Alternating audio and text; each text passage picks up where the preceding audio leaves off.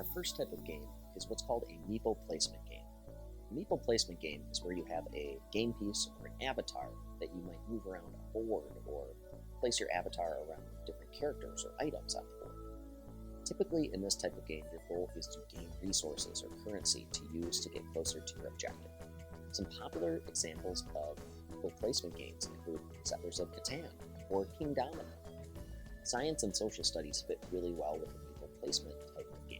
For example, in science, you could move animals around different biomes, or in social studies, you could run a civilization and move your people around to different areas of the board in order to gain resources. The next game type that's very common to board games is what's called a deck game. In a deck game, you might be trying to take tricks on the board by outplaying your opponents. Maybe you're trying to lay down the best collection of cards. Maybe you're actually building a deck of cards that you then continue to play with during the course of the game. Whatever it might be, deck games come in a lot of shapes and sizes. Some popular deck games include Magic the Gathering or Sushi Go. Two great subject areas to use deck games include math and social studies. For example, in math, maybe you're trying to assemble a deck that you can use to play cards to defeat monsters of varying values on the game board. Or maybe in social studies, you're building up your industrial revolution by gathering cards that help build up your assembly. Either way, deck games are all about building the best deck, or taking the most tricks, or laying down the best collection of cards you can. Games don't have to be just player against player. Some games are called cooperation games, in which all of the players are against the game itself, or maybe the players are on teams against each other. Oftentimes, the objective asks them to complete so many steps or work together to communicate and collaborate before time runs out, or to reach the end of the game before the game stops them. In these types of games, it requires a lot of teamwork and sharing of information. Two popular examples of cooperation games include Pandemic and Forbidden Island.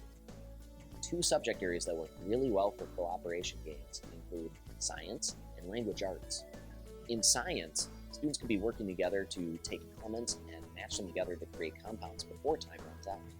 Or in language arts, players can be working together to create a collaborative story before the game ends. The next type of game is what's referred to as a creative or party game. A lot of times these games ask you to come up with something original or creative, maybe make something even. Oftentimes the winner is determined maybe by somebody in the game serving as a judge, or maybe guessing something correctly by getting some creative clues. Examples of popular creative games include Pictionary and Apples to Apples.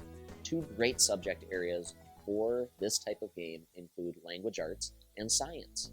For example, in language arts, maybe you're trying to create fake news, and you're trying to trick the other players in the game into guessing that your fake news is the real news, while you try to guess the actual real news.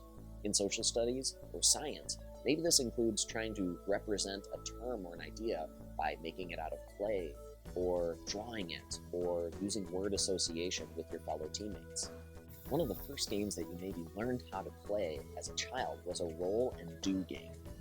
Roll and do games often come in two specific styles: roll and move, where you roll a dice or use some other apparatus to determine how far to go on the board, or a roll and write, where you roll and then have to use what you rolled on a corresponding sheet or in a certain way to score points.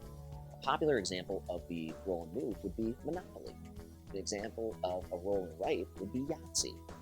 Two subject areas that work really well for the roll and do genre include math and language arts. For example, in math, maybe you roll some numbers and symbols and need to use that to get to a specific spot on a game board. Or in language arts, maybe you roll some dice with symbols on it and you need to use those symbols in order to create and tell an engaging story. The final type of game is what's called combat. In combat, maybe you're trying to eliminate the other players on the board, defeat your fellow players in battle, or take over a certain amount of the game board itself.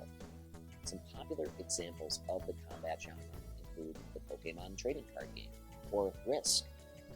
Two subject areas that work really well for the combat genre include social studies and math. Perhaps in math, you are trying to use your tools and resources like cards and power-ups in order to get the exact amount of health you need to eliminate another player. Or in social studies, maybe you are a nation squaring off against other nations in terms of dominating a certain